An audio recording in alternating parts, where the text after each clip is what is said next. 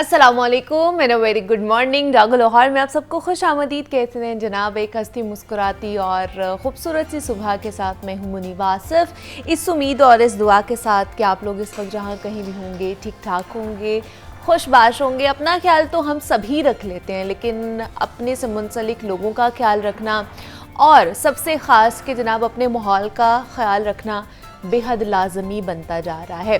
और दूसरा, क्योंकि आज वीकेंड है और वीकेंड पर मौसम भी काफ़ी प्लेजेंट मैं तो कहूँगी कि हो चुका है, क्योंकि अब सुबह सवेरे भी हमें सर्दी का एहसास बढ़ रहा है और होता भी है। फील लाइक विंटर्स आ चुके हैं। तो जनाब आप लोगों ने जो है ना अपना स्केड्यूल भी बना लिया होगा कि आपने कैसे अपने इस वीकेंड को मनाना है। लेकिन वीकेंड को मनाने से पहले आज जो मैं अपने प्रोग्राम का आगाज़ करूँगी वो हम बात करेंगे कि ताल्लुकात में की जाने वाली इमोशनल ब्लैकमेलिंग के हवाले से, कि किस तरह इससे हमारे जो रिलेशनशिप्स हैं उनमें ख़राबी पैदा होती है और हम बिल्कुल भी प्रोडक्टिव नहीं रह पाते हैं। इमोशनल ब्लैकमेलिंग का आगाज़ ही कह लें कि मैनिपुलेशन से होता है। हम सामने वाले की जो असल बात होती है उसको मद्देनज़र नहीं रखते हैं, बल्कि उसमें से कुछ गलत मायने अखज़ करके सामने खड़े शख्स को जज्बाती बेवकूफ़ बनाने की कोशिश करते हैं। और इसका मकसद ये होता है कि वो शख्स बस किसी तरह से भी ना हमारी बात मान ले और हम जो चाहते हैं ना वो हमें मिल जाए। होना तो ये चाहिए कि हम अपनी तवक्कुआत का आमने सामने बैठकर तरीके से इजहार करें कि आप क्या चाहते हैं, मैं क्या चाहता हूँ, और फिर कोई दरमियानी रास्ता निकालें। मगर हम ऐसा नहीं करते हैं। हम सिर्फ क्या करते हैं, हम दूसरों को मैनिपुलेट करने की कोशिश करते हैं, इमोशनल ब्लैकमेल करने की कोशिश करते हैं, क्योंकि हम कहीं ना कहीं किसी खौफ में होते हैं कि अगर सीधे सादे अंदाज में इन चीज़ों का इजहार किया तो शायद हमारी अपनी खामी भी ज़ाहिर हो सकती है और जिस सूरत में हमारी तवक्कात कभी पूरी ही नहीं हो सकती हैं। ये दरअसल किसी भी ताल्लुक़ में कम्युनिकेशन और अंडरस्टैंडिंग की कमी होती है, जिसका नतीजा ये निकलता है कि हम नेचुरल नहीं रह पाते हैं। जो हम होते हैं हम वो नहीं रह पाते हैं, जो हम अंदर से होते हैं हम वो लोगों को नहीं दिखा पाते हैं। देखिए, असल जो कामयाब ताल्लुक़ है ना वो वही है जिसमें इस तरह के मसाइल को बातचीत से, कम्युनिकेशन करके ख़त्म कर लिया जाए। बहस बराए बहस या तनकीद बराए तनकीद का कोई फ़ायदा नहीं होता। सामने वाले की हदूद का भी ख्याल रखना चाहिए और अपनी हदूद का भी बेशक ख्याल रखना चाहिए। खरी बात करें और अपने ताल्लुक़ के सुकून को बर्बाद होने से बचाएं। अगर ताल्लुक़ ज़रूरी है ना तो कॉम्प्रोमाइज़ करें। और ये नहीं कह रही कि सिर्फ आपने ही कॉम्प्रोमाइज़ करना है, जो नेक्स्ट पर्सन है उसे भी कहें कि वो भी इन चीज़ों पर हमारे साथ ताउन करे, ताकि जो हमारा ताल्लुक़ है उसको हम प्रोडक्टिव वे में लेकर चल सकें। और अगर ताल्लुक़ आपको लगता है कि वो इतना ज़्यादा अहम नहीं है, इतना ज़्यादा इम्पॉर्टेंट नहीं है, उसकी कोई हैसियत नहीं है आपकी ज़िंदगी में, तो फिर किसी भी गुफ्तगू या कोई भी दलील देने का कोई फ़ायदा ही नहीं होता। तो बात कोई भी हो, ऐसी सूरत में हमें चाहिए कि हम मसाइल का बिल फॉर कोई हल निकाले, वरना ये रोज़ाना छोटे छोटे झगड़ों की सूरत में ना हमारे सामने आता रहता है।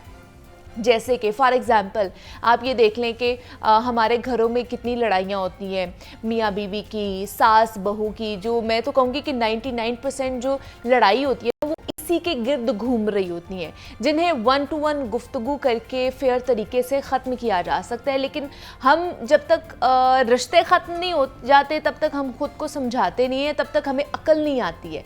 जब रिश्ते ख़त्म हो जाते हैं तब हमें रिग्रेट होता है कि काश उस वक्त हम ये ना करते, हम ये ना बोलते, हम इस तरह का जेस्चर ना देते, हम इस तरह का तरीका ना अपनाते, तो शायद आज हमारा जो है ना वो रिश्ता बच जाता और वो जो कॉन्वर्जेसन थी वो ख़त्म हो जाती।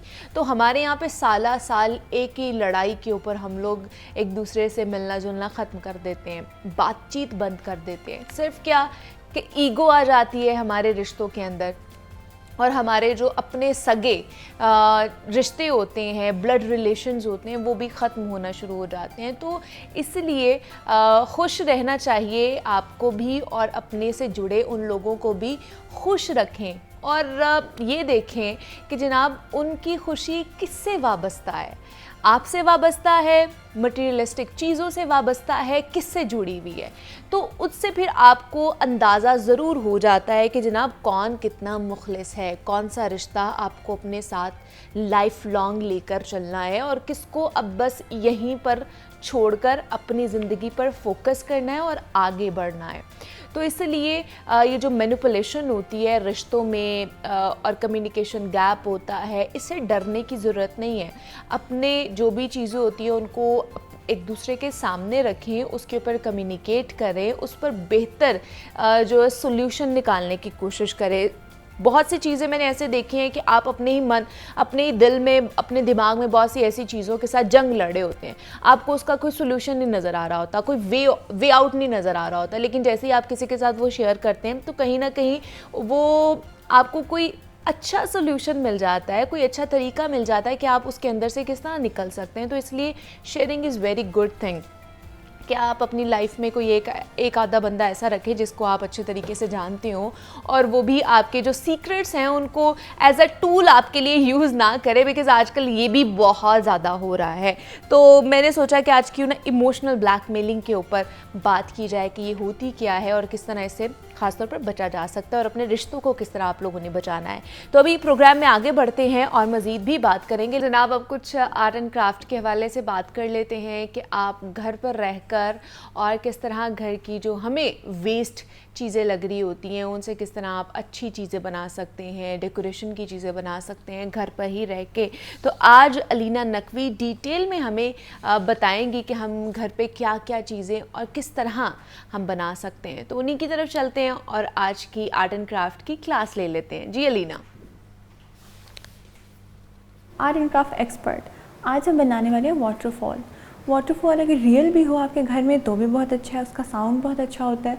और अगर आप खुद से बनाना चाह रहे हो घर पे एक डेकोरेशन पीस की तरह, उसके लिए आपको क्या ज़रूरत होगी, कैसे बनाना है, वो मैं आज आपको सिखाऊंगी। उसके लिए सबसे पहले जो मैंने चीज़ लिया है वो ये है फोमिक डो, जो कि ड्राई हो गई थी और इसको लोग फेंक देते हैं। इसको किस तरह यूज़ कर सकते हैं, क्योंकि ये ब्राउन कलर की थी और ये ड्राई हो गई, तो मैंने सोचा इसका बेस बनाती हूँ। तो ये मैंने अपने वाटरफॉल के लिए बेस के लिए रखा हुआ। ये साथ में मैंने ये आइसक्रीम स्टिक्स लिए हैं 2 कलर की, वाइट और रेड ये होंगी। और एक आइसक्रीम स्टिक मैंने काट के रखी है जो कि मैं इसके यहाँ पे बैक पे लगाऊंगी वो। और यहाँ पे और बहुत से कलर के ये जो हैं स्टोन्स जो हम यहाँ पे इसके डेकोरेशन के लिए यूज़ करेंगे। साथ वो सिजर्स चाहिए होंगे। साथ मुझे ये डिफरेंट शेप्स और कलर के ये सीशेल्स चाहिए, ये है। और ये मैंने प्लांट्स रखे हैं जो वाटरफॉल के इर्द गिर्द हम लगाएंगे कट करके, ये है। अब इसको स्टार्ट कैसे करना है, सबसे पहले इसकी हमने बेस रेडी करनी है ताकि ये बिल्कुल इक्वल शेप में आ जाए। उसके लिए मैं ग्लू गन की हेल्प से यहाँ पर आइसक्रीम स्टिक को जोड़ूंगी इस तरह। मैं यहाँ पे रेड कलर की यूज़ कर रही हूँ इसकी बेस पे, इस तरह जोड़ दूँगी ताकि इसकी एक इक्वल शेप आ जाए जो दिखने में प्यारी लगेगी फिर। और साथ ही इस एरिया पे लगा दूँगी ताकि ये थोड़ा बेस से उठ सके।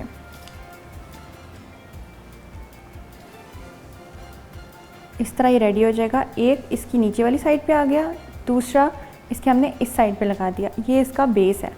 जब आप इसको ऐसे कवर करोगे तो ये बहुत प्यारा लगेगा इस तरह। अब इसमें मैं सीशेल्स और प्लांट्स लगाऊंगी। सबसे पहले इसकी बैक के लिए सपोर्ट इसको देने के लिए, क्योंकि हमने सीशेल्स लगाने हैं, मैं यहाँ पे ये ग्लू से इसको आपस में जोड़ूंगी। इस एरिया को आपस में ग्लू से जोड़ूंगी जो इसकी ये बैक एरिया था। यहाँ पे रख के थोड़ी देर यहाँ पकड़ूंगी ताकि ये जुड़ जाए। और यहाँ पे 1-2 मार्बल्स इसके नीचे बैक साइड पे रख दूँगी ताकि ये उसके साथ अटैच होकर जुड़ जाए। यहाँ पे एक मार्बल लगा दूँगी, या आप स्टोन लगा सकते हो। मेरे पास ये बड़े वाला मार्बल है जो मैं यहाँ पे लगा रही हूँ ताकि ये आपस में जुड़ जाए। थोड़ी देर इसको होल्ड रखेंगे, इसका जुड़ना यहाँ से ज़रूरी है।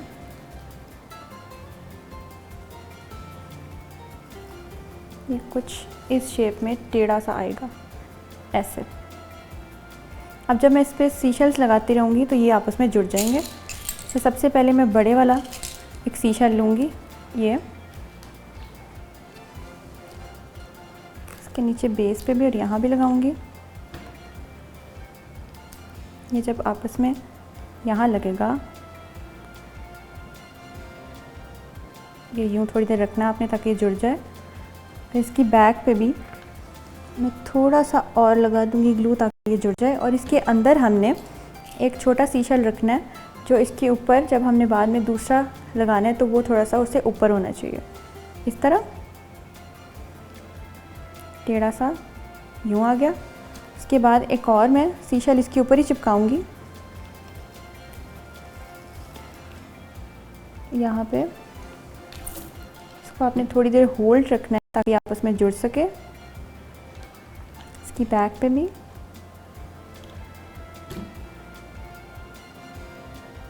ये इस तरह आपस में जुड़ जाएगा।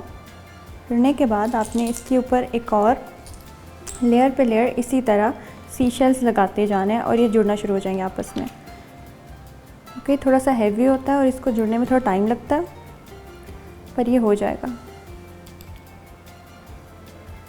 इस तरह सारे आपने सीशल्स के साथ इसको कवर करना है।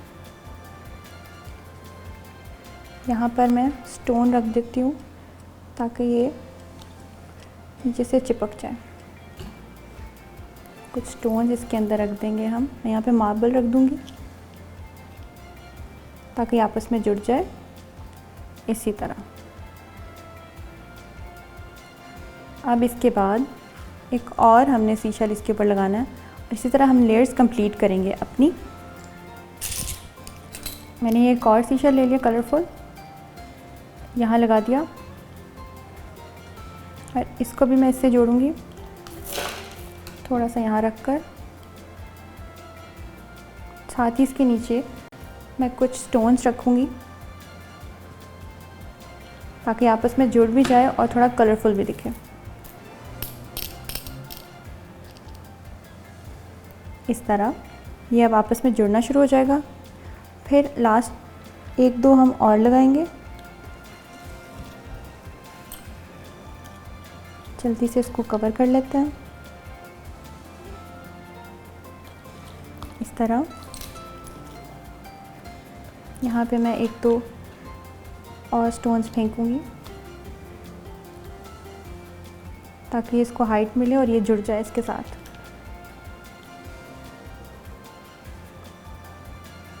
इसी तरह जुड़ना शुरू हो जाएगा। अब इसके ऊपर फाइनल हम एक दो और लगाकर इसको यहीं बंद कर देंगे। साथ इसके अंदर पहले से जोड़ के लगा लूँगी।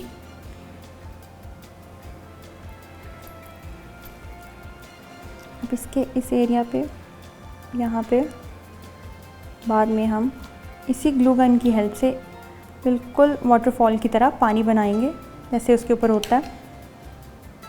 अब इस सब को आपस में जोड़ना है आपने। ये जुड़ गया,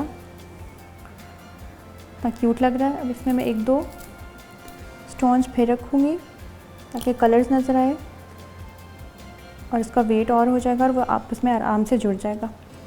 अब लास्ट में यहाँ पे मैंने जो यहाँ पे ये फ्लावर्स रखे थे, ये ट्रीज़ रखे थे छोटे छोटे, उनको मैं कट करूँगी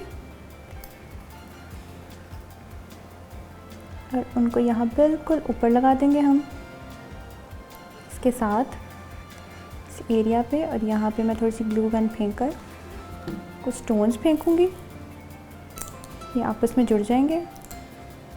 एक अच्छी सी शेप आ जाएगी जैसे बैकग्राउंड में वाकई दरख्त के ऊपर ही ये सारे लगे हुए थे। इस तरह ये जुड़ जाएंगे। इसके बाद ये सारा बेस एरिया हमने रेडी करना है,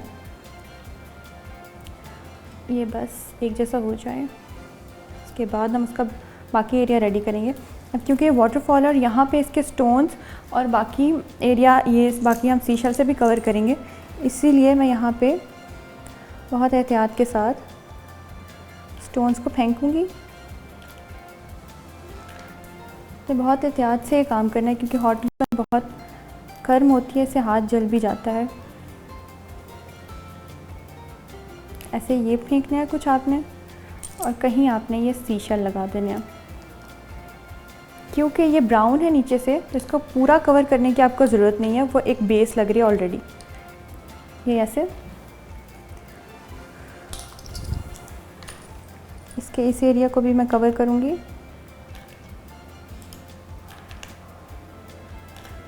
इसी तरह कहीं ये, कहीं स्टोन्स आप इसी तरह ऊपर फेंको, वो आपस में चिपक जाएंगे क्योंकि ग्लू फेंकी हुई है।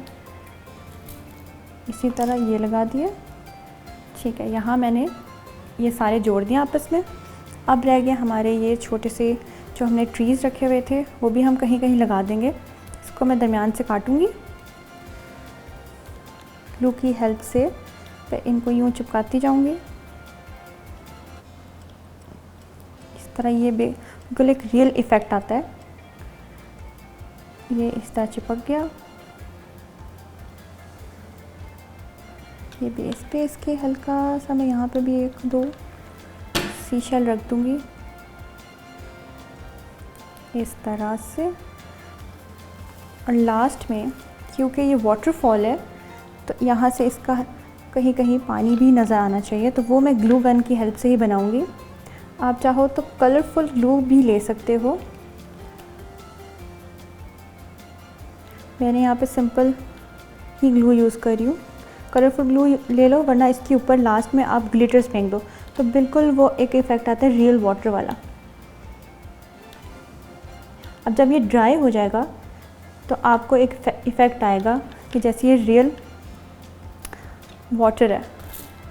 इसके यहाँ पे बस मुझे लास्ट में ये पीस लगाना है और ये रेडी हो जाएगा इस तरह।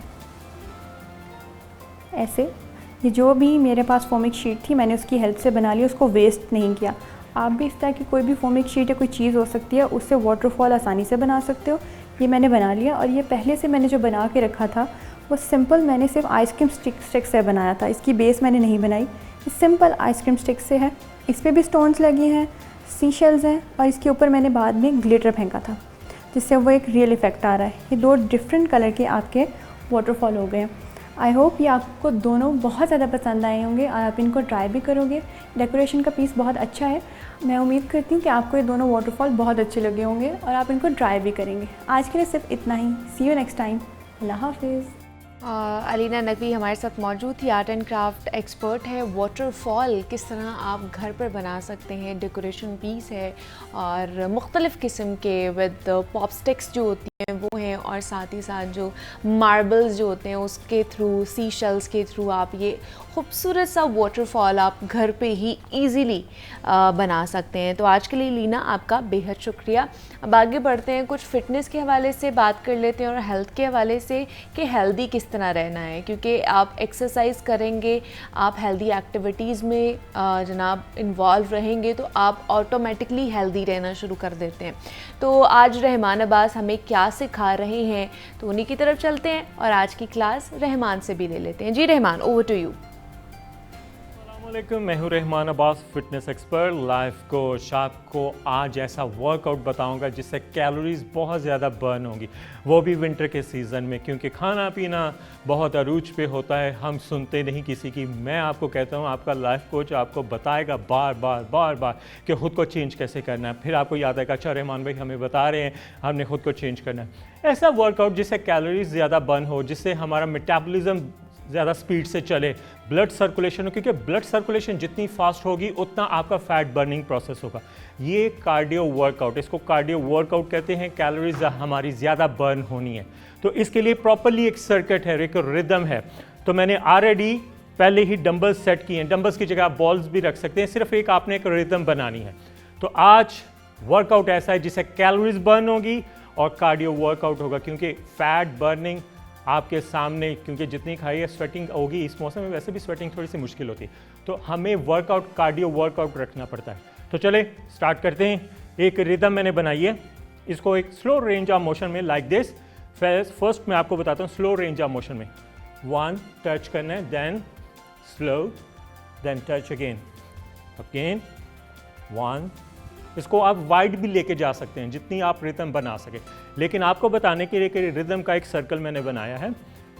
touch again, 2, 3, 4, 5. अब इसको रिदम करनी है, 5 ईच साइड आपने टच करना है, लाइक दिस, 1, 2, 3, 4, 5, 6, 7, 8, 10 ईच साइड आपने करना है एक रिदम के साथ. आपने साइड मूवमेंट करनी है इनर थाई फ्लेक्सिबिलिटी के लिए, like this, 1. Slow range of motion में कि एक रिदम कैसे बनती है, 2, 3, 4, लाइक दिस आपने करना है. 10 ईच साइड आपने टच करना है. कोई भी चीज़ हो सकती है, डंबल ना हो, बॉल, चेयर, कोई भी चीज़ ऐसी, इसको आप वाइड भी लेके जा सकते हैं. First exercise done, 3 sets, 10 each side. Second move, bouncing squats आपने करने. स्क्वाट्स हम पहले भी करते हैं, लेकिन इसमें बाउंसिंग होगा, लाइक दिस. ऐसे ग्रिप कर लें, बैक हेड कर लें, स्ट्रेट कर लें, like this. Shoulder level position, squats, 1, 2 time bounce, 2, 3. अब इसको मैं साइड से दिखाता हूँ. ओके, चलें जी, स्टार्ट. यप, 1, 2, 3, 4, 5. आपको बताते बताते मुझे थोड़ी सी स्वेटिंग स्टार्ट हो गई. आप सोच लें कि एक रिदम के साथ ऐसा होगा तो कितनी कैलोरीज बर्न होगी. अब इसको 3 सेट्स आपने करना है 15 रैप्स के साथ. हमारी थर्ड एक्सरसाइज है काफ रेज. स्टैंडिंग पोजीशन में हाथ बैक हेड, देन इसको मैं साइड से दिखाता तो ज़्यादा अच्छा रहेगा. Okay, now 1, 2, 3, 4, 5, 6, 7, 8, 9, 10. मैंने 10 लगाया, आपने 20 लगाने हैं, क्योंकि मैंने आपको बताना है कि रिदम के साथ, परफेक्शन के साथ, किस एंगल से. साइड मूवमेंट इसलिए बता दूं ताकि आपको बॉडी मूवमेंट पता चले कि क्या एंगल है. First exercise dumbbell touch, second exercise bouncing squats, third exercise calf raise.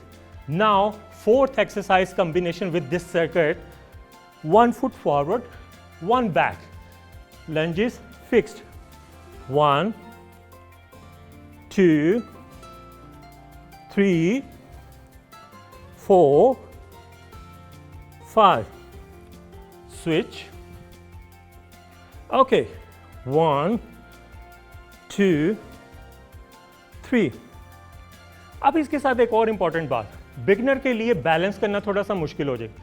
वो किसी भी चीज़ को आप बैलेंस में लेके आ सकते हैं.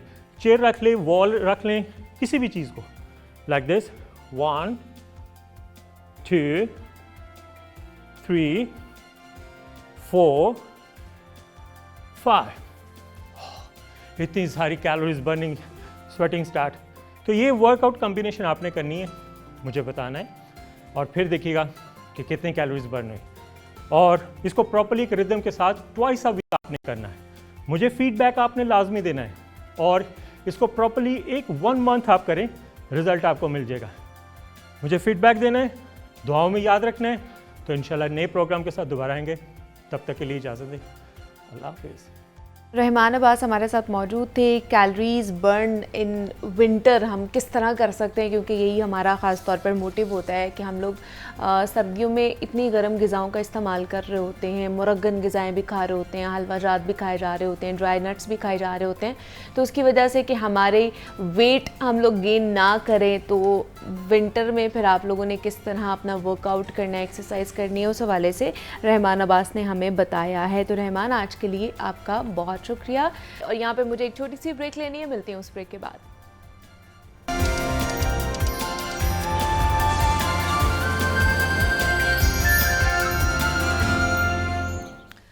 वेलकम बैक टू जागो लाहौर. जनाब, हमने सैटरडे को एक सीरीज़ शुरू कर रखी है कि किस तरह आप अपने कॉर्पोरेट सेक्टर में या कोई भी अगर आप जॉब कर रहे हैं तो वहाँ पर किस तरह आप एक्सेल कर सकते हैं, आगे किस तरह बढ़ सकते हैं। तो आज हमने बात करनी है कि जनाब आपके लिए जो प्रेजेंटेशन स्किल्स होती हैं वो कितनी इम्पॉर्टेंट होती हैं। हमें ये तो पता है कि जनाब हम स्कूल में हैं, कॉलेज लेवल पर हैं, यहाँ पर हम लोग यूनिवर्सिटी लेवल पर है, वहाँ पर तो प्रेजेंटेशन देना बड़ा मुश्किल भी लगता था लेकिन बड़ा इम्पॉर्टेंट भी है। लेकिन अगर वहाँ पर आप अच्छे तरीके से अपने आप को प्रेजेंट कर पाते हैं या आप जो भी प्रेजेंटेशन दे रहे हैं अच्छे तरीके से आप वो दे पा रहे हैं, डिलीवर कर पा रहे हैं, तो इट मीन्स कि आप आगे जाके कहीं पर भी अच्छे तरीके से प्रेजेंटेशंस दे सकते हैं, अपनी बात अच्छे तरीके से डिलीवर कर सकते हैं। तो ये जो प्रेजेंटेशन स्किल्स होती हैं ना कि हमारे एजुकेशनल कह लें कि करियर में हमारा बहुत ज़्यादा साथ देती हैं, बल्कि जब आप अपना करियर ऑप्ट कर रहे होते हैं या कोई भी आप अपना बिजनेस स्टार्ट कर रहे होते हैं तो उसमें भी बहुत ज़्यादा इम्पॉर्टेंस उनकी होती है। तो आज हमने बात करनी है कि प्रेजेंटेशन स्किल्स आपकी कॉर्पोरेट सेक्टर में कितनी कारआमद साबित हो सकती हैं, आपकी प्रमोशन में वो कितनी ज़्यादा एक उनका वाइटल रोल होता है, देन कि आप अपना जो काम है या अपनी जो बात है वो किस तरीके से अपनी ऑडियंस तक डिलीवर कर पा रहे हैं। ये तमाम तर चीज़ें जो आज हमने डिस्कस करनी है। और अहमद फवाद साहब कॉर्पोरेट ट्रेनर हमारे साथ इन स्टूडियोज़ में मौजूद हैं। अहमद साहब आपको वेलकम कहते हैं जागो लोहार में, कैसे हैं आप? Thank you so very much, all good. यहाँ पे आके तो हमेशा अच्छा हो जाता है। बस अब क्योंकि ये हमने सीरीज शुरू कर रखी है और जैसे मैंने बात की है कि प्रेजेंटेशन स्किल्स तो हमारी वैसे भी अच्छी होनी चाहिए, बिकॉज हम स्कूल लेवल पर भी प्रेजेंटेशंस देते हैं, फिर कॉलेज फर्दर यूनिवर्सिटी में भी जाते हैं, वहाँ पर भी और ज़्यादा हो जाती हैं। तो ये तो हमारी तब से प्रैक्टिस हो रही होती है, तो हमें ये आइडिया नहीं होता कि हम जब अपना करियर कोई भी ऑप्ट करेंगे या कॉर्पोरेट सेक्टर में जाएंगे, जॉब करेंगे, तो वहाँ पे इसकी कोई हमें ज़रूरत महसूस होगी। लेकिन कॉर्पोरेट लाइफ में प्रेजेंटेशन स्किल्स कितनी इंपॉर्टेंस रखती है? बहुत ही ज़्यादा, अच्छा। बहुत ज़्यादा। ये मैं ऐसे कहूँगा जैसे स्पोर्ट्समैन होते हैं ना, नेट प्रैक्टिस करते हैं और पहले ट्राई करते रहते हैं, हल्का फुल्का बॉल्स खेलते हैं, लेकिन जो मैच प्रैक्टिस है वो और चीज़ होती है। और मैच प्रैक्टिस के बाद फिर लाइव मैच खेलना वो एक बिल्कुल डिफरेंट चीज़ होती है, क्योंकि वहाँ पर मैच प्रैक्टिस में भी आपको दूसरा चांस शायद मिल जाए, वहाँ पर नहीं मिलेगा। तो नेट प्रैक्टिस में तो आपको वैसे ही तैयार किया जा रहा है। तो अगर आप देखें बचपन से वालिदैन, मैं अमूमन कहता हूँ कि जब आप देखते हैं ना कि किसी बच्चे को वालिदैन कहते हैं कि ज़रा वो अंकल आए हैं, इनको जरा ये वाली स्टोरी सुनाओ, ये वाला सॉन्ग सुनाओ, ये पोएम सुनाओ। हाँ, एग्जैक्टली। तो वो इनफैक्ट प्रेजेंटेशन के लिए ही तैयार कर रहे होते हैं अपने बच्चे को। जी हाँ, और ये बहुत ज़रूरी है। लोग अमूमन इसको मैंने देखा है, कई डिस्करेज करते हैं कि आप बच्चों को क्यों खड़ा कर देते हैं सबके सामने, तो उसका कॉन्फिडेंस शेक होता है वगैरह वगैरह। इतना सा उसको कंफर्टेबल कर दें, इतना सा कंफर्टेबल कर दें कि वो बोल सके, क्योंकि बोलना एक, वो कहते हैं ना कि हम 1.5-2 साल की उम्र में बोलना सीखते हैं, कहाँ क्या बोलना है इसके लिए पूरी जिंदगी लग जाती है। तो वो आगाज तो उसका होगा ना प्रेजेंटेशन स्किल्स का, तो वहां से शुरू कर दें, दैट्स परफेक्टली ओके। उसका तमाशा ना बनाएं, मतलब उससे आपका कॉन्फिडेंस लेवल भी बढ़ता है। हाँ, दूसरा जो लेवल है वो जैसे आपने इंट्रो में बात किया, यूनिवर्सिटीज़ में, कॉलेजेस में होता है, इसमें और प्रोफेशनल लाइफ के प्रेजेंटेशन में ज़मीन आसमान का फ़र्क है। अच्छा। वो किस तरह से है कि 2 तरह के वहाँ पे आपके सामने लोग होते हैं ना यूनिवर्सिटी में। एक है आपके टीचर जो मोस्ट प्रोबेबली आपको फैसिलिटेट करने की कोशिश कर रहे हैं, वो आपको प्रोजेक्ट दे रहे हैं ताकि आप रियल लाइफ के लिए तैयार हो जाए, आपको बोलना आ जाए, खड़े होने आ जाए, कॉन्फिडेंस आप में आ जाए। वो अगर कहीं पे आपको टफ टाइम भी दे रहे हैं तो इसलिए कि आपको रियल लाइफ में प्रॉब्लम ना हो। अच्छा, ठीक है। अच्छा, दूसरे हैं आपके जो सामने बैठे हुए यूनिवर्सिटी के दोस्त हैं, जो आपकी ट्रोलिंग भी कर रहे हैं, हाँ। आपके साथ वो चीज़ें ले रहे हैं, एंजॉय कर रहे हैं, आपको तंग कर रहे हैं, आप प्रेजेंटेशन दे रहे हैं बड़े सूट वूट पहन के और वो सामने शक्लें बना रहा है दोस्त आपका। So it goes this way, it is somehow all fun, but once you are into the corporate sector there is no fun at all. तो आपको खुद या तो क्रिएट करना पड़ेगा वो फन, अच्छा, लेकिन it has to be professional, क्योंकि वहाँ पर या तो आपके पीयर्स हैं जिनको पता है कि if he gets failed here तो मेरा चांस है, एग्जैक्टली। तो उसमें वो कुछ भी हो सकता है, किसी भी तरह का सिचुएशन। दूसरी है बॉस, यू नेवर नो, एक बंदे ने आपको, बॉस ने, जो कि मैं अमूमन ऐसे लोगों को प्रमोट करने के हक में नहीं हूँ, बट समहाउ आपकी ज़िंदगी उसके साथ कनेक्ट हो गई एज बॉस एंड सबऑर्डिनेट, वो आपको फेल करना चाह रहा है पब्लिक में। तो वो बंदा जो कि आपको खड़ा कर रहा है वो भी फेल करने का प्लान कर रहा है ऑब्वियसली, और आप उसको चांस दे रहे हैं। एग्जैक्टली, अगर आप प्रिपेयर्ड नहीं है तो दैट इज वाई, जैसे आपने इंटरव्यू में बात की थी, इसलिए प्रमोशंस में, हायरिंग में और बोर्ड रूम मीटिंग्स में ये प्रेजेंटेशन स्किल्स का इतना की रोल है कि आपको जो भी बड़ा आइडिया प्रेजेंट करना है, जो ऑर्गेनाइजेशन में चेंज लेके आनी सही। है, जहाँ पे आपने अपने लोगों का बाइन लेना है, वहाँ पर आपको प्रेजेंटेशन देना पड़ेगी। नहीं, लेकिन ये फिर क्या, मुझे बताइए कि क्या ये सबके लिए ज़रूरी है प्रेजेंटेशन स्किल सीखना, या फिर किसी का बगैर काम, इसके बगैर भी काम चल सकता है? नहीं चलता, इसका कहीं पे काम नहीं चलता। आप कॉर्पोरेट सेक्टर में काम कर रहे हैं, स्टेट ऑर्गेनाइजेशन में कर रहे हैं, हत्ता कि आप किसी ऐसे रोल में है, जैसे हम अक्सर जिक्र करते हैं कि फाइनेंस डिपार्टमेंट है, हाँ जी। फाइनेंस के लोग हैं, उनका काम ही उनका नहीं, कैलकुलेशन हाँ, exactly, presentation के यू साथ। Never know, one fine day आपको सीईओ या कोई सीनियर बुलाते हैं और वो कहते हैं यार ये जो बजट आपने यहाँ पर एलोकेशन हुई है, इसकी जरा थोड़ी सी डिटेल बताएं क्या है। तो अगर आप में प्रेजेंटेशन स्किल्स नहीं है तो आप कोलैप्स कर जाएंगे, क्योंकि वहाँ पर लोग काफ़ी सारे बैठे हुए हैं, तो आप फंबल करना शुरू कर देंगे, कॉन्फिडेंस शेक होगा और साथ ही आप कोलैप्स करेंगे और लोगों को आपकी बात पे एतबार नहीं आएगा। बजाय इसके कि वो ये कहें कि इसमें कॉन्फिडेंस नहीं है, वो कहेंगे ये इसके नंबर्स गलत हैं, या ये कोटेशन गलत दे रहा है, हमें बता गलत रहा है। So that is why it is for everyone.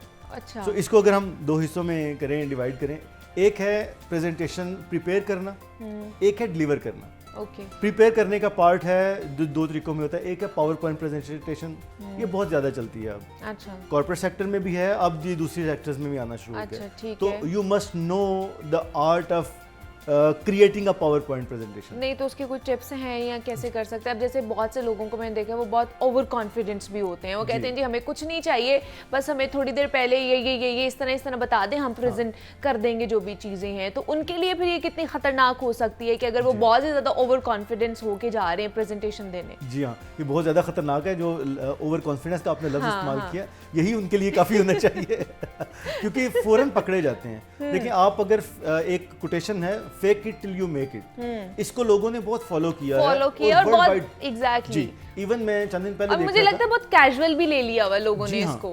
और आप देखें कुछ अर्सा पहले भारत के जो स्टार हैं कोहली, उन्होंने उनका एक रन चल रहा था, रन्स ना करने वाला एक टाइम चल रहा था, 2-2.5 साल चला उनका।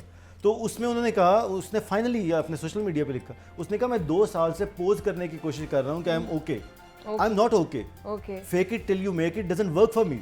तो उसने कहा कि सबसे पहला काम ये है, आप अगर परफॉर्म नहीं कर पा रहे तो कम से कम अपने आप को तो बताएं कि मैं परफॉर्म नहीं कर पा रहा। फिर आप प्रिपरेशन करें। जब तक आप वो रहेंगे ना कि मैं काम तो परफॉर्म नहीं कर पा रहा लेकिन लोगों को चला लूंगा, मेरा इतना कॉन्फिडेंस है, मुझे बोलना आता है, काम चल जाएगा, it doesn't work this way. So सबसे पहले एक्सेप्ट करें कि आपको जिस काम के लिए जाना है उसके लिए प्रिपरेशन जरूरी है। ठीक है। जब उसके लिए तैयार होंगे फिर आप प्रिपेयर करेंगे तो आप डिलीवर कर सकेंगे। तो आई एम अगेंस्ट इट के fake it till you make it. बल्कि इसमें एक और हमारे दोस्त हैं, बड़ी मजे की बात बताता हूँ, उन्होंने कहा कि if you can guide them confuse them. एक ये भी टेक्निक इस्तेमाल करते हैं, गाइड देम तो कंफ्यूज कर दे। तो अगर आप उनको गाइड नहीं कर अच्छे तरीके से गाइड नहीं कर पा रहे हैं, तो फिर उनको उलझा दें मुख्तलिफ स्टोरीज में। अच्छा, ऐसा नहीं होता, मैं इसके बड़े सख्त खिलाफ। देखिए 10 लोग अगर सामने बैठे हुए हैं ना, तो 2-3 तरह के आपको लोग मिलेंगे। एक बिगनर्स होंगे जिनके सवाल बिल्कुल बुनियादी नोयत के होंगे, आप उनके सवालों के जवाब आराम से दे सकते हैं और शायद आप कॉन्फिडेंस के साथ भी दे दें क्योंकि आपका पीछे स्किल सेट चल रहा है कई सालों से।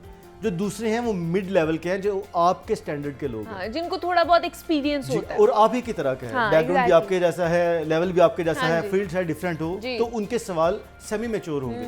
कुछ होंगे जो स्किल्ड लोग हैं, वो अगर 1-2 सवाल आपसे ऐसा पूछते हैं जिसके लिए आप प्रिपेयर्ड नहीं हैं और आपको वो फंबल भी नहीं करने देते, वो आपको घूरते भी हैं, गौर से देखते भी हैं और उलझाते भी हैं, तो वहाँ पर जो आपकी हालत होगी वो उन एंट्री लेवल के सामने भी आपको ख़राब करेगा।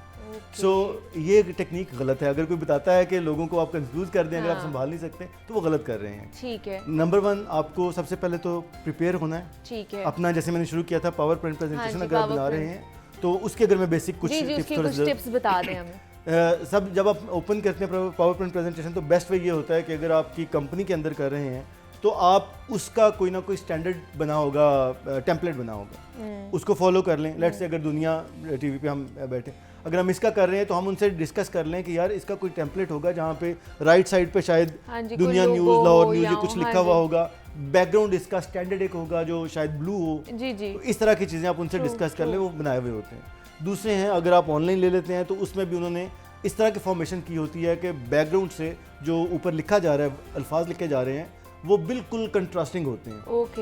सच एज अगर वाइट बैकग्राउंड है और आप येलो कलर से लिख रहे हैं तो वो गायब हो जाएगा, किसी को नजर नहीं आएगा। किसी भी लाइट कलर में जैसे स्लेटी रंग वगैरह होते हैं वो नजर नहीं आएंगे। तो आपको ये इंश्योर करना है कि जो बैकग्राउंड है, अगर वाइट बैकग्राउंड है तो ब्लैक और डार्क ब्लू इसके साथ आप रखेंगे तो दूर तक ऑडियंस को नजर आएगा, इवन अगर आप बड़ी स्क्रीन पे भी दिखा रहे हैं। ठीक है। सो एक तो ये बैकग्राउंड उसका रख लें या फिर स्टैंडर्ड फॉर्मेट कर लें। दूसरा एक हम फॉलो करते हैं जिसको कहते हैं 7-7 रूल।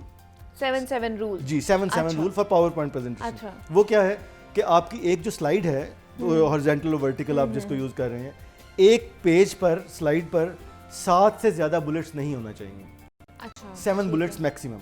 ठीक है। क्यों 7 बुलेट्स होना चाहिए? अगर आप 8 या 10, 11 कर आपको लगता है कि यार मेरे पास कंटेंट ज़्यादा है तो 2 स्लाइड्स की बजाय एक ही कर लेता हूँ, लेकिन इसका फ़ॉन्ट थोड़ा छोटा कर देता हूँ, वो लोगों को शायद दूसरी तीसरी सीट तक तो नजर आएगा, आखिरी वाले को नजर नहीं आएगा। तो 7-7 इज स्टैंडर्ड रूल। ठीक है। अच्छा, first 7 is 7 bullets, second 7 is कि हर बुलेट में 7 से ज़्यादा अल्फाज ना हो। अच्छा, तो आपको इसका मतलब यह है कि आप उसमें पैराग्राफ नहीं लिखेंगे अपने पावर पॉइंट में, टू द पॉइंट बात लिखनी है, टू द पॉइंट। आप इवन फ्रेजेस स्टेटमेंट्स नहीं लिखेंगे। आपने जैसे इंट्रो में आप आप जब पढ़ते हैं खबरें पढ़ते हैं तो आप पूरी खबर ये नहीं बताते कि वहां पर गए तो क्या कुछ हो गया, वो क्रक्स जो होता है उसका वो बता रहे होते हैं। उसको आपने कोशिश करनी है 7 और लेस देन 7 वर्ड्स में कंप्लीट करनी। सो उससे फॉन्ट भी विजिबल रहेगा, आप कन्वे भी विजिबली प्रॉपरली कर सकेंगे। तो ये तो उसका रूल हो गया। दूसरा है कि आप फिर प्रेजेंटेशन देते हैं, अगर पावर पॉइंट नहीं है तो फिर चार्ट पेपर पर देते हैं। ठीक है। तो चार्ट पेपर पर भी बेस्ट वे ये है, एक तो कंट्रास्टिंग मार्कर यूज करें और बोल्ड बड़े वाला मार्कर। दूसरा, कोशिश करके अपनी उर्दू या अंग्रेजी की हैंडराइटिंग इंप्रूव कर लें, बहुत अच्छी रखें क्योंकि वो बड़ा गहरा इम्पैक्ट होता है उसका ऑडियंस पर। आपकी अगर हैंडराइटिंग अच्छी नहीं है तो फिर आप जस्टिफाई करते जाएंगे कि यार मेरी अच्छी नहीं है लेकिन मैं बात ठीक कर रहा हूँ। So it has to be clear. उसमें कोशिश करें कि क्योंकि चार्ट पेपर का जो साइज होता है वो 1 से 2 लफ्जों से ज्यादा नजर नहीं आता दूर ऑडियंस को, तो वहां पर भी स्टेटमेंट्स अवॉइड करें। 7-7 भी नहीं चलता, वहां पर एक चार्ट पेपर पर 3 बुलेट्स और एक लाइन में 3, तो 3-3 उसको आप फॉलो करना है। ठीक है। तो ये वाला हिस्सा हमारा जो जैसे आप कह रहे थे, हम बात कर रहे थे कंफ्यूज करने वाला, इसके लिए उसके है मुनीबा सबसे इंपॉर्टेंट चीज़ जिसका मैं कहता हूँ कि उसके बगैर ट्रेनिंग रूम में, प्रेजेंटेशन रूम में, इंटरव्यू के लिए जाना एक सिन है। वो है आप अगर प्रिपरेशन के बगैर जा रहे हैं, अपने कंटेंट के एक लफ्ज की जस्टिफिकेशन आपके पास हो। अच्छा, अगर आपने वहां पर इज आर एम की जगह वाज वर लिख दिया है तो आपको ऑडियंस में से कोई भी सवाल कर सकता है कि सर ये जो फिगर्स हैं ये पुराने हैं क्या, या ये जो बात कर रहे हैं ये अगर पुरानी है तो फिर हमें क्यों बता रहे हैं। तो अगर आप पुरानी बात कर रहे हैं तो वो वर या वाज में होगा। तो अगर आपने वहां पर ग्रामेटिकल मिस्टेक की हुई है कोई तो वो पकड़ी जाएगी और आपका इमेज खराब करेगी। No grammatical mistakes at all. मतलब बिल्कुल भी आपको चांस नहीं मिलता, बिल्कुल भी रूम नहीं आपको मिलेगा कि उसमें आप कुछ जो अमेंडमेंट कर सके या कुछ चेंजिंग्स लेकर आ सके। लेकिन ये तो हमने पावर पॉइंट की बात कर ली ना, अब वहाँ पर खड़े हुए हैं, हमारी बॉडी लैंग्वेज किस तरह की है, हमारे फेस एक्सप्रेशंस किस तरह के, हमारे उस वक्त जेस्चर्स किस तरह के हैं, ये भी मैटर करते हैं हमारी अच्छी प्रेजेंटेशन स्किल्स के लिए। मजे की बात आपको बताऊं, ये 7% कहा जाता है कि अल्फाज जो है ना, 7% उनका रोल है। ठीक है। बाकी जो 93% है वो आपकी बॉडी लैंग्वेज और एक्सप्रेशंस का है। 93% व्हिच इज ह्यूज। यानी आप अगर किसी को ये बता रहे हैं प्रेजेंटेशन के दौरान कि इसका इम्पैक्ट बहुत गहरा है, तो अगर मैं खाली कहूंगा कि इसका इम्पैक्ट बहुत गहरा है, it is as flat as news. ठीक है। दूसरा, इसका इम्पैक्ट बहुत गहरा है। सो अब मैं अपनी बॉडी लैंग्वेज भी एक्सप्रेस कर रहा हूँ उसके साथ भी और एक्सप्रेशन के साथ भी कर रहा हूँ। तो इसका ध्यान में रखें, जब आपका एक्सप्रेशन है इसमें 2 मूवेबल ऑब्जेक्ट्स हैं आपके चेहरे पर। मूवेबल ऑब्जेक्ट्स, एक आपके होंठ और एक आईब्रोज। आप इनको इस्तेमाल करते हैं। आई स्ट्रांगली रिकमेंड, आप अगर देखना चाहें, शान पाकिस्तान के हैं, वो बड़ी स्क्रीन के अदाकार, वो बड़ा अच्छा इस्तेमाल करते हैं इन दोनों को। दिलीप कुमार और शाहरुख खान, सलमान खान वगैरह, वो जरा वो उसमें बॉडी उस तरह से अलग है। इनका ज्यादा इस्तेमाल है इन दोनों चीजों का। तो उनको आईब्रोज और जो आपके लिप्स हैं, जी बिल्कुल, इनका बहुत ज्यादा इस्तेमाल है। अगर आप आवाज को इम्प्रूव करना चाहते हैं तो Zia Mohiuddin, I strongly recommend. जी, उनसे बेहतर तो कोई है ही नहीं है ना। एग्जैक्टली। आपके अल्फाज की अदायगी, आप किस तरह आपने बोलना है, ठहर कर बोलना है, उनसे तो मेरे ख्याल से बेहतर ही नहीं कोई है। एग्जैक्टली। और आप इसकी जब रिहर्सल करें तो कोई एक फिक्रा कुछ भी ले लें, 3 से 4 अल्फाज का। ठीक है। उसमें कोशिश करें कि एक वक्त में एक लफ्ज़ पर जोर दें और दूसरी दफ़ा दूसरे पर। जैसे कि ये ट्राई भी किया जाता है, आप लोगों ने मीडिया में शायद किया भी होगा कि सेल्स 60% बढ़ गई, सेल्स पिछले साल 60% बढ़ गई। अब मैं आपको अंडरलाइन करके अगर कहूँ कि आपने सेल्स पे जोर देना, तो फिर आप बोलेंगे सेल्स 60% बढ़ गई। इसका मतलब है कि कंपटीशन जो आपका चल रहा है, सेल्स, मार्केटिंग, कस्टमर केयर, इनके साथ चल रहा है। दूसरा है सेल्स 60% बढ़ गई। 60% एग्जैक्टली। इसका मतलब ये है कि पिछले साल या उससे पहले 10% या 15% थी, इस साल अब 60%। तो ये मेरे अल्फाज के ऊपर, अल्फाज तो वही हैं, जो जोर मैंने दिया है अपने एक्सप्रेशंस के साथ और अपने वॉइस के साथ, उससे उसकी इंपॉर्टेंस बढ़ी। मैं कहता हूँ सेल्स पिछले साल 60% बढ़ गई, अब जोर है पिछले और इस पे। सो 60% हो सकता है हर साल चल रहा हो, लेकिन अब हम इस कंपैरिजन में बात कर रहे हैं। कहना ही चाह रहा हूँ कि एक ही है, वो कहते हैं ना सिर्फ अंदाजे बयां बात बदल देता है, वरना दुनिया में कोई बात नहीं। क्या बात है, तो आपने उस अंदाजे बयां को इम्प्रूव करना है अपनी प्रेजेंटेशन के दौरान, कि जिस लफ्ज़ पर जोर देना है आपने उस पर रिहर्सल की हुई हो, ठीक है, बिल्कुल एक्टिंग की तरह जैसे अदाकार करते हैं। मैं अगर कोट कर सकूं, मुझे बड़ी मज़े की बात एक याद आई, आपसे शेयर करता हूं। कहा जाता है एक फिल्म थी राजू बन गया जेंटलमैन, शाहरुख खान। अच्छा। अजीज़ मिर्ज़ा उसको डायरेक्ट कर रहे थे, तो उसमें उन्होंने जब वो की तो उन्होंने कहा ये नौजवान लड़का एक नया आया है, मुझे यकीन है कि ये स्टार बनेगा। अच्छा, ठीक है। अच्छा, कुछ अर्से के बाद, ऑलमोस्ट 8-10 सालों के बाद, उन्होंने एक और फिल्म की, यस बॉस, शाहरुख के साथ ही की, वो सुपर हिट हुई। तो उसके बाद उसने किसी इंटरव्यू के दौरान उसने कहा कि ये मुझे पता था स्टार बनेगा, लेकिन अब मैं प्रेडिक्ट कर रहा हूँ कि ये बहुत सालों तक स्टार रहेगा। लोगों ने कहा सर आपने कैसे ये आइडेंटिफाई किया?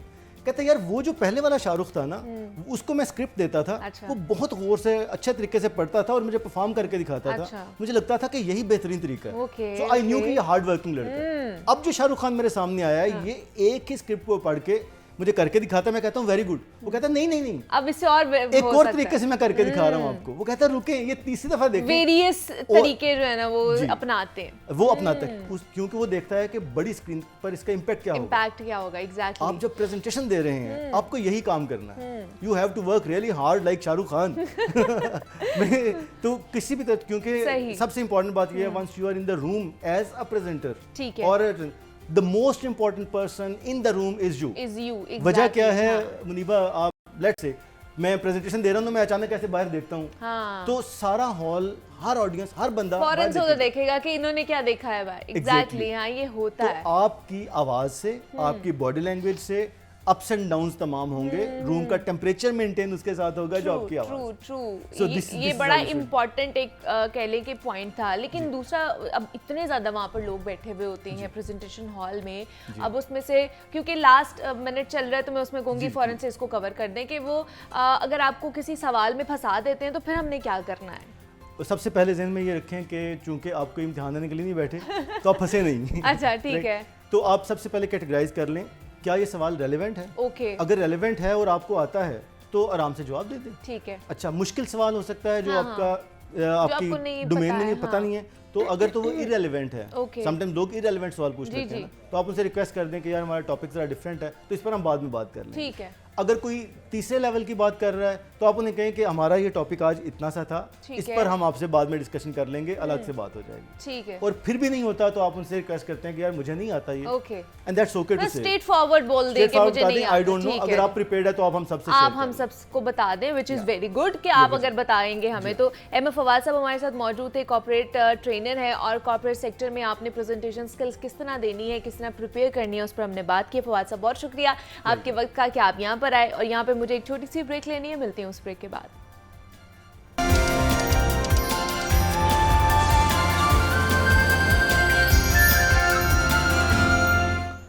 वेलकम बैक टू जागो लाहौर। जनाब, अब कुछ हमारी सेहत के हवाले से, ख़ास तौर पर ख़वातीन की सेहत के हवाले से बात कर लेते हैं। और आजकल हार्मोनल इम्बैलेंस का जो मसला है वो बहुत ज़्यादा बढ़ता ही जा रहा है ख़वातीन में भी, और ख़ास तौर पर जो टीन एजर गर्ल्स हैं, जो बच्चियां हैं, उनमें हार्मोनल इम्बैलेंस का मसला बढ़ जाता है। उसकी वजह से काफ़ी हद तक उनकी आप देखते होंगे कि एक्स्ट्रा बाल भी होना शुरू हो जाते हैं बालों पे या जिस्म पर, फिर जो मुख्तलिफ़ किस्म की जो चीज़ें होती हैं वो भी रुनुमा होना शुरू हो जाती हैं। आने वाले आप समझ लें कि उनकी लाइफ जो है वो भी बहुत ज़्यादा डिस्टर्ब होना शुरू हो जाती है। तो आज हम इसके ऊपर ही बात करेंगे कि किस तरह हमें हेल्दी लाइफस्टाइल अपनाना है, दूसरा कि हार्मोनल इम्बैलेंस क्यों होता है और किस तरह इसको बेहतर किया जा सकता है अपनी डाइट के थ्रू या मुख्तलिफ एक्सरसाइज या इस तरह की एक्टिविटीज़ करके। तो इस पर बात करने के लिए इस वक्त इन स्टूडियोज़ में हमारे साथ डॉक्टर रेहाना आमिर मौजूद हैं, लेप्रोस्कोपिक एंड रोबोटिक सर्जन है और कंसल्टेंट गायनाकोलॉजिस्ट भी हैं। डॉक्टर रेहाना, आपको वेलकम कहती हूँ जागो लोहार में। कैसी हैं आप? आप ठीक? मैं भी बिल्कुल ठीक ठाक। डॉक्टर साहिबा, सबसे पहले तो बताइए हार्मोनल इम्बैलेंस होता क्यों है, क्या क्या वजूहात हैं इसकी? सबसे पहले ये कि एक्चुअली हार्मोनल इम्बैलेंस का मतलब ये है कि आपकी बॉडी को जो हार्मोन्स रिक्वायर्ड है, अच्छा। फीमेल को ऐसा फीमेल के हार्मोन्स का पैटर्न और है, मेल्स के हार्मोन का पैटर्न है। तो आपकी बॉडी को एक्चुअली जो हार्मोन्स चाहिए to maintain your skin, hair, nails, even total body physique, not other than fertility to get pregnant. Hormones are not needed for to get pregnant only. Or for fertility issues. Hormones के और भी काम होते हैं पूरी body में। आपकी bones, आपके हेयर्स, आपकी स्किन टेक्सचर, आपकी बॉडी की फिजिक, ये सब हार्मोन डिपेंडेंट है। आपका मसल की विड्थ। तो एक्चुअली हार्मोनल इम्बैलेंस का मतलब है कि जो बॉडी में हार्मोन रिक्वायर्ड है उनकी मिकदार कम हो गई और जो हार्मोन्स नहीं रिक्वायर्ड उनकी मिकदार ज़्यादा हो गई, उनकी मिकदार ज़्यादा हो गई। ठीक है। तो एक्चुअली सबसे पहले ज़रूरी है कि पेशेंट ये आइडेंटिफाई करें कि हार्मोनल इम्बैलेंस स्टार्ट हो गया है कि नहीं। अच्छा, लेकिन हमारा यहाँ पे सबसे पहले कॉन्सेप्ट आता है कि अगर एक लड़की है उसका अगर साइकिल इरेगुलेट हो रहा है या कोई प्रॉब्लम आ रही है उसके अंदर, तो तभी हम उसको कहेंगे कि अच्छा इसका हार्मोनल इम्बैलेंस हो रहा है या कोई हार्मोनल प्रॉब्लम हो रहा है, तभी ये हो रहा है। हम ये नहीं देखते कि अगर उसके फेस पे बहुत ज़्यादा फेशियल हेयर आ गए हैं, रीग्रोथ होना शुरू हो गई है या एक्नी प्रॉब्लम हो रही है, वजन बढ़ रहा है, वो हम नहीं देखते हैं जब तक उसका साइकिल नहीं होता। आपको साइंस ऑफ आइडेंटिफिकेशन आए कि आप ये समझ सकें कि कौन सी ऐसी प्रॉब्लम्स है जो कि स्टार्टिंग पॉइंट है फॉर हार्मोनल इम्बैलेंस। इस हवाले से कुछ तो आपने वैसे ही बता दिए। सबसे पहले ये होता है कि जो आपके हेयर्स हैं, फीमेल्स आमतौर पे आती हैं, वो कहते हैं हमारे हेयर्स कम होना शुरू हो गए। मेल पैटर्न बाल्डनेस इसे कहते हैं कि आपके फ्रंटल हेयर्स जो हैं वो कम होना शुरू हो जाते हैं, बैक पे फिर भी बल्क होता है। अच्छा। तो एक्चुअली फ्रंटल हेयर्स का कम होना, इसके अलावा आपके फेस पे एक्नी का हो जाना, आपकी चेस्ट पे हेयर्स का हो जाना, आपकी थाइस पे हेयर्स का हो जाना, आपके hairs facial hairs later stages में होते हैं आमतौर पे मिड थाइस पे। इसके अलावा आपकी टांगों पे जो ऑलरेडी हेयर्स हैं उनका थिक हो जाना, टेक्सचर चेंज हो जाना। आप अगर वेट गेन नहीं भी किया आपने तो निचली आपका जैसे समझ ले जो हम कहते हैं एक हिप टू पेल्विस रेशो होती है कि आपके कंपैरेटिवली जो मसल्स होते हैं उनका टेक्सचर चेंज हो जाता है, आपकी लुक थोड़ी समझ ले चब्बी हो जाती है लाइक। तो ये सारे फैक्टर्स को हम आमतौर पे समझते हैं कि ये नॉर्मल बात है। एक्नी को तो लोग इस तरह लेते हैं कि नहीं ये नॉर्मल है, वेदर भी कंडीशन ये प्यूबर्टी है। हाँ, एक्चुअली वो समझते नहीं जो भी 12-14 ईयर्स में जाएगा उसको एक्नी होनी ये रियलिटी नहीं, इट्स नॉट नॉर्मल। ठीक है। तो इस वजह से ये सारे फैक्टर्स जो हैं इनको आइडेंटिफाई करना चाहिए। जो मेंस्ट्रुअल इरेगुलरिटी है that might be not the earliest sign, वो ज़रूरी नहीं कि पहला ही हो, वो डिले भी हो सकता है। और इसमें मेंसेस कोई ये नहीं है कि जी आपको ज़्यादा ब्लीडिंग हो, इसके मुख्तलिफ पैटर्न। कुछ लोगों को लाइक ऐसे होता है कि उनके मेंसेस 2 to 3 मंथ पे चले जाते हैं, कुछ को ऐसे होता है कि लाइक 6 मंथ नहीं खुद से आते, आप मेडिकेशन लेते हो फिर आपको मेंस्ट्रुअल साइकिल या पीरियड्स आते हैं। और कुछ को ऐसे होता है कि जी लाइक जब आते हैं तो फिर रुकते ही नहीं। तो ये भी हार्मोनल इम्बैलेंस ही है। ये हार्मोनल इम्बैलेंस और ये कह सकते हैं कि ये कोई वर्स्ट कंडीशन हो जाती है आपकी, आप उसको पहले ट्रीट नहीं कर रहे, इस वजह से वो ये हो रहा है। पेशेंट ये कहते हैं मेरे 10 डेज ऊपर जाते हैं, मुझे 40 डेज के बाद साइकिल आ रहा है या 45 डेज बाद, फिर 2 मंथ पे चला जाता है, फिर 3 मंथ पे, फिर पेशेंट कहते हैं खुद से आते ही नहीं है अनटिल कि मैं मेडिकेशन लूँ तो फिर मुझे आते हैं, फिर जब आते हैं फिर रुकते ही नहीं है। तो ये सारे एक्चुअली जितने भी मामला आते हैं ये हार्मोनल इम्बैलेंस से रिलेटेड है, बजाय इसके कि हम कोई इधर उधर की बातें सोचें। हमें ये सोचना चाहिए कि इसका प्रॉब्लम का सलूशन क्या है, इसकी प्रिवेंशन क्या है और इसको हमने कैसे कंट्रोल करना है। अच्छा, दूसरा जब ये हम बात कर रहे थे रिसर्च में ये आया है कि नींद की कमी की वजह से भी आपका हार्मोनल इम्बैलेंस होता है। ये बताइए नींद की कमी की वजह से होता है या हार्मोनल इम्बैलेंस की वजह से नींद की कमी होती है? नींद की कमी की वजह से आमतौर पे हम ये कहते हैं जो ओबेसिटी की वजह से हार्मोनल इम्बैलेंस होता है। लेकिन पेशेंट जैसे आपने ये कहा ना कि कोड करते हैं कि नहीं जी, पेशेंट ये कहते हैं कि मैंने वेट गेन किया तो हार्मोनल इम्बैलेंस, वो कहते हैं मुझे हार्मोनल इम्बैलेंस हुआ तो मैंने वेट गेन किया। लेकिन जो स्ट्रेस का है वो अपोजिट एलिमेंट है। एक्चुअली हार्मोनल इम्बैलेंस स्ट्रेस नहीं करता, लेकिन नहीं स्ट्रेस में आपकी ईटिंग हैबिट चेंज हो जाती है। ठीक है। तो ईटिंग हैबिट चेंज होने से आपको हार्मोनल इम्बैलेंस होता है।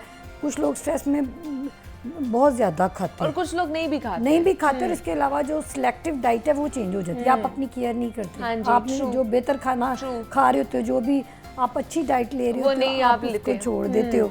आप स्ट्रेस में हो, आप जो आपका केयर ना करने वाला एलिमेंट है डाइटरी रिलेटेड, आप अपने वेट की केयर नहीं करते, आप एक्सरसाइज छोड़ दोगे, आप सेडेंटरी लाइफस्टाइल में चले जाओगे। ठीक आप है। स्ट्रेस में हो तो ज़्यादातर लोग ये नहीं करेंगे कि फिर वो ज़ाहिर एक्सरसाइज करें या बाहर फिर वो जाएंगे, नहीं करते हैं, फिर वो बस खाते हैं और जाएंगे स्ट्रेस और कर सो लेते जाएंगे। हैं। हाँ, हाँ। कि जी आराम करेंगे, लोनलीनेस पसंद करेंगे, जी। ज़ाहिर उनका एटीट्यूड होगा कि मैं अकेला रहूँ, मैं ठीक लेटा है, रहूँ, मैं ठीक है। आराम करूँ।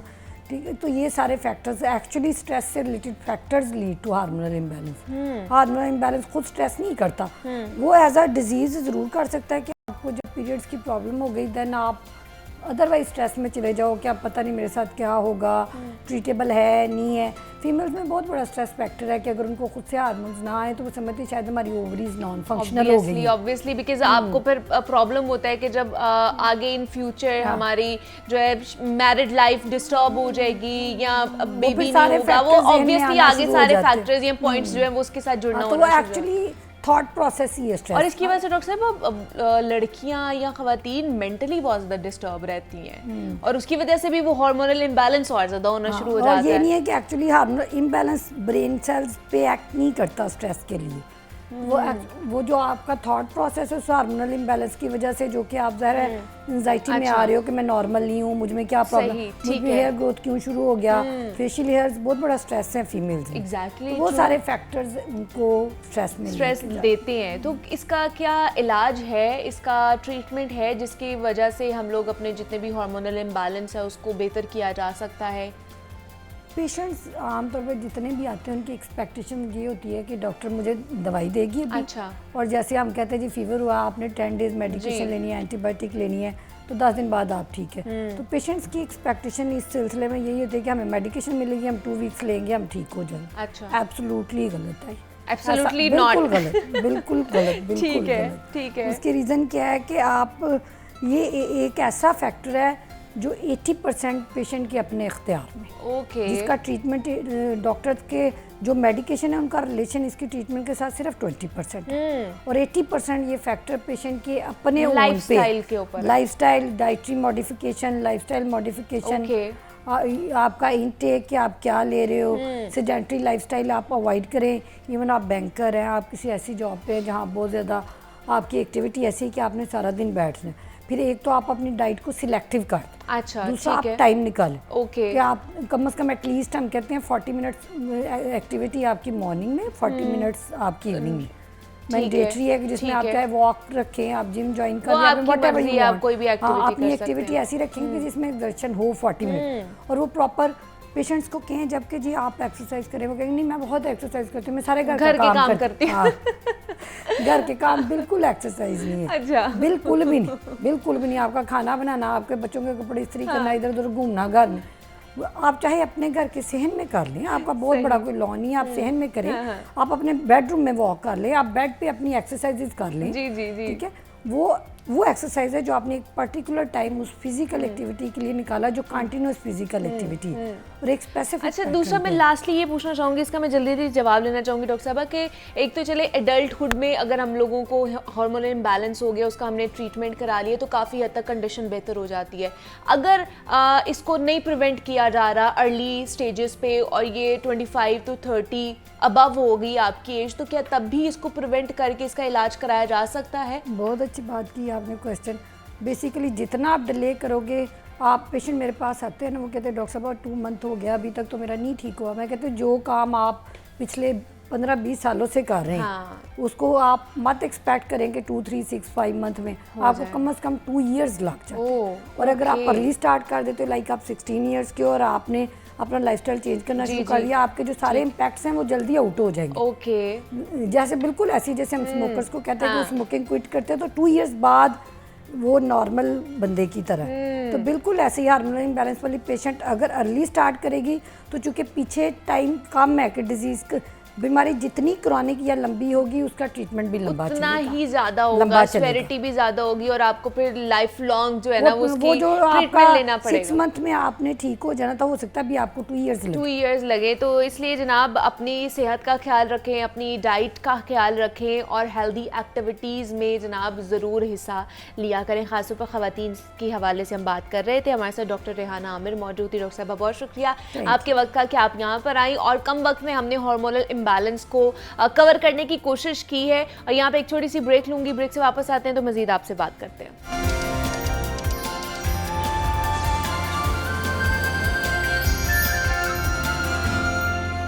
वेलकम बैक टू जागो लाहौर। जनाब मज़ीद भी हम सब की सेहत के हवाले से ही बात कर लेते हैं और अब ने बात करनी है गुर्दों के हवाले से कि गुर्दों की सेहत को किस तरह बरकरार रखा जा सकता है। आजकल हर कोई गुर्दों की बीमारी में मुब्तला होता जा रहा है।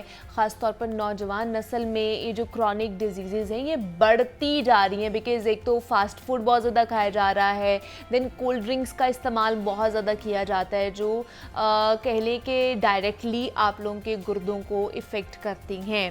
तो और कौन कौन सी ऐसी चीज़ें हो सकती हैं जो हमारे गुर्दों को ख़राब कर रही होती हैं, उस पर हमने बात करनी है और इसका इलाज किस तरह किया जा सकता है। उस पर बात करने के लिए होम्योपैथिक डॉक्टर हमजा बुखारी साहब हमारे साथ इन स्टूडियोज़ में मौजूद हैं। डॉक्टर साहब आपको वेलकम कहती हूँ जागो लाहौर में, कैसे हैं आप? जी अल्हम्दुलिल्लाह जी, शुक्रिया जी, अल्हम्दुलिल्लाह थोड़ा शुक्र। सबसे पहले मैं बहुत शुक्रगुजार हूँ दुनिया ग्रुप का कि जिन्होंने इतने ख़ास टॉपिक के ऊपर, इस बीमारी के ऊपर जो आपने इसको मदऊ किया है मुझे और लोगों में अवेयरनेस के हवाले से आपने बुलाया है कि इसको हम लोगों को अवेयर कर सकें कि बीमारी क्या है, इसके एहतियात क्या है और इसका इलाज क्या है। तो इन शॉर्ट टर्म में थोड़ा सा मैं आपको बताना चाहूँगा कि गुर्दों के हवाले से अगर दुनिया भर में देखा जाए तो इस टाइम ये बढ़ती हुई, सबसे ज़्यादा बढ़ती, शुगर के बाद ये सेकंड नंबर पे सबसे बढ़ती हुई बीमारी है जो कि गुर्दों के इमराज में दिन ब दिन इजाफा होता जा रहा है। इसकी अगर हम कॉजेज़ की तरफ आएँ सबसे पहले तो कॉज इसमें सिर्फ ये देखी जा सकती है, सबसे पहले है शुगर, हाई ब्लड प्रेशर, नमक का ज़्यादा इस्तेमाल, कोल्ड ड्रिंक्स का ज़्यादा इस्तेमाल।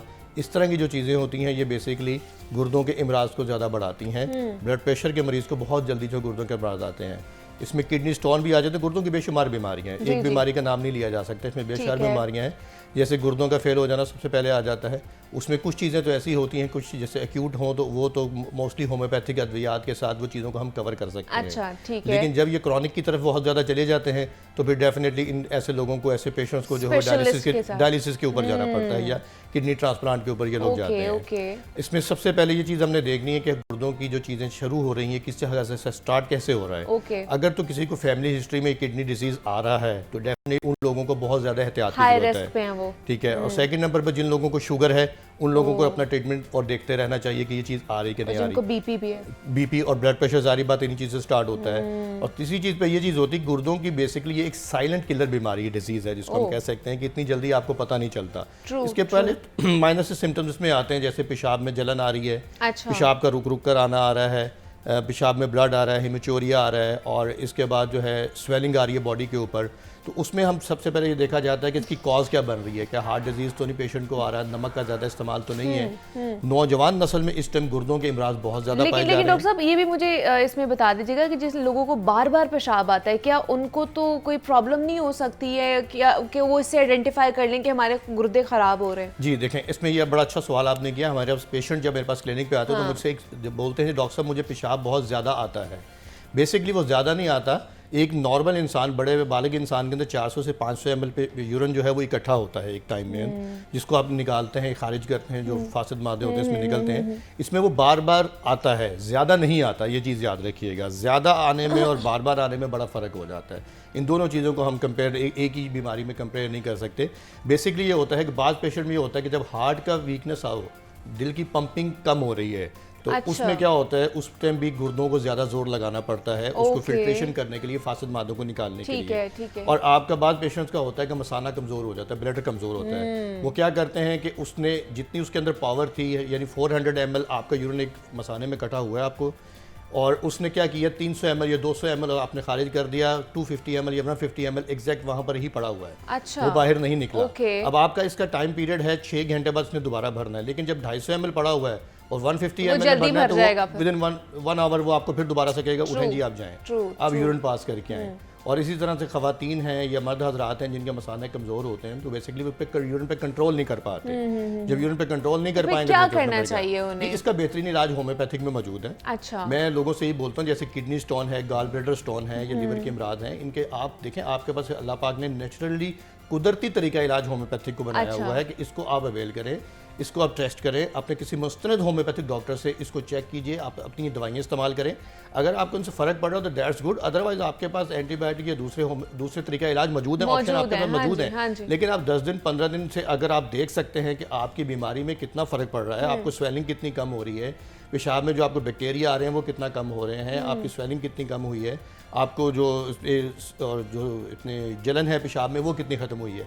अब दो चीज़ें पेशाब में, एक चीज़ें बड़ी कॉमन है, जैसे पेशाब में पेशेंट कहते हैं मुझे जलन है। हाँ। अब जलन होना और पेशाब में डंग लगना, पेशाब करने के बाद एक डंग लगता है, सुई चुभती है जैसे, इन दोनों चीज़ों में बड़ा फ़र्क है। दोनों की होम्योपैथिक में अलग अलग अद्वियात मौजूद हैं। अच्छा। और बेहतरीन इलाज मौजूद है। अभी हमारे पास मुख्तलिफ पेशेंट आते हैं, जैसे किडनी स्टोन है किसी को, अब किडनी स्टोन की वजह से अगर तो उसकी फिल्ट्रेशन वो नहीं कर पा रहा, गुर्दा उसको साफ़ नहीं कर रहा, गुर्दे को बेसिकली ब्लड को साफ़ करके उसको फिल्ट्रेशन करना है ना, उसको यूरिन पास करना, फासद मादे बॉडी से बाहर निकालना है। अब किसी जगह पर यूथरा में या यूरेटर में किसी जगह पर स्टोन आ गया है या कुछ सिस्ट बन गई या कुछ स्ट्रक्चर बन गया है और वो उसको बाहर नहीं निकाल पा रहा, तो क्या होगा कि जब यूरिन बाहर नहीं उसको पास आउट करेगा, गुर्दा जो है वो ख़राब होना शुरू हो जाएगा आहिस्ता आहिस्ता।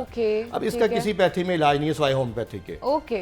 आप उसको 10 दिन 15 दिन पेशेंट को जब देते हैं, दवाई देते हैं, इलाज करते हैं, पेशेंट को फ़र्क पड़ना शुरू हो जाता है, तो वो किडनी डायलिसिस से बच जाता है। तो क्या वो मुकम्मल तौर पर ठीक हो जी सकता है? अल्हम्दुलिल्लाह, हमारे पास काफ़ी ऐसे पेशेंट हैं जो हम रेफ़र भी कर सकते हैं, बता भी सकते हैं कि इस पेशेंट के साथ ये किडनी पे 2 दफ़ा इसने डायलिसिस भी करवाया, लेकिन नहीं, डॉक्टर ने बोला था कि परमानेंटली आप ट्रीटमेंट करवाएंगे, ट्रांसप्लांट करवाएं या डायलिसिस करवाएं। लेकिन जब हमारे पास किसी ने रेफ़र किया कि डॉक्टर हमजा बुखारी के पास जाएं आप, अल्हम्दुलिल्लाह दवाई दी है, 15 दिन बाद जो पेशेंट्स की रिपोर्ट आई वो सेटिस्फाई थी। क्या बात है। तो उसमें चीज़ें उसकी बेहतर थी, यूरिन बेहतर था, उसकी ये चीज़ें थी। और मैं दूसरा भी अभी नौजवान नस्ल जो है उनको ये चीज़ बोलना चाहूँगा कि कोल्ड ड्रिंक्स जितनी भी हैं ये जहर हैं, खुदारा इनका इस्तेमाल ना कीजिए, ये सबसे ज़्यादा जो है ना वो डैमेज कर रही है। अभी परसों मेरे पास एक पेशेंट क्लिनिक पे आए हुए थे, यंग लड़का था 22 साल का।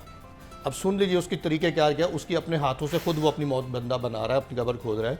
मैंने उससे सिर्फ ये पूछा कि मैंने कहा यार आप पेल लग रहे हैं, अपनी वालदा के साथ दवाई लेने आया, अपने लिए नहीं आया। अपनी वालदा के मैंने कहा आपका रंग पीला है और आपको स्वेलिंग लग रही, कहता नहीं जी डॉक्टर साहब बस टांगों में दर्द रहता है और कुछ नहीं रहता, वो हल्की सी दवाई दे दें मुझे। अच्छा। मैंने कहा दवाई नहीं, आप अपना CBC और RFT करवा के मुझे दिखाएं। अच्छा। जब वो करवा के ले आएगा, उसका किडनी फेलियर था, क्रिएटिनिन उस बच्चे का 4.5 था, HB उसका 9 था।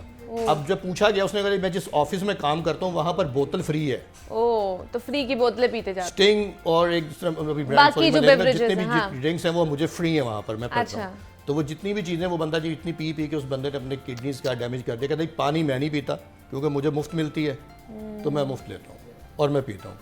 तो मैं तो यही गुजारिश लोगों से करता हूँ कि आप अपने गुर्दों का इलाज करवाइए। जब यूरिन पास करते हैं, एक सिंपल मैं बता रहा हूँ हर बंदे के लिए, ये अपने आप टेस्ट कर लीजिए, ये चीज़ें अपनी नोट कर लीजिए कि सिंपल जब आप यूरिन पास कर रहे हैं, बाथरूम में अपने जा रहे हैं, कमोड है या फ्लश बैग कर रहे हैं, आप देखें अगर तो आप में पेशाब में जलन है और पेशाब में झाग बन रही है तो इट्स मीन कि ये आपके सिम्पटम्स तो ये समझें कि आपके जो गुर्दे हैं वो डैमेज हो चुके हैं। तो अब आपको किसी अच्छे बंदे, कंसर्न बंदे से अब आपने जो है ना जाके कंसल्टेशन लेनी है और गुर्दों का इलाज कराना है। होम्योपैथिक डॉक्टर हमजा बुखारी साहब हमारे साथ मौजूद थे। डॉक्टर साहब बहुत शुक्रिया आपके वक्त का कि आप यहाँ पर आए। और जनाब इसी नोट पर मुझे इजाज़त दीजिए, अपना बहुत सारा ख्याल रखिएगा, अच्छे से वीकेंड मनाइएगा। अल्लाह हाफिज़।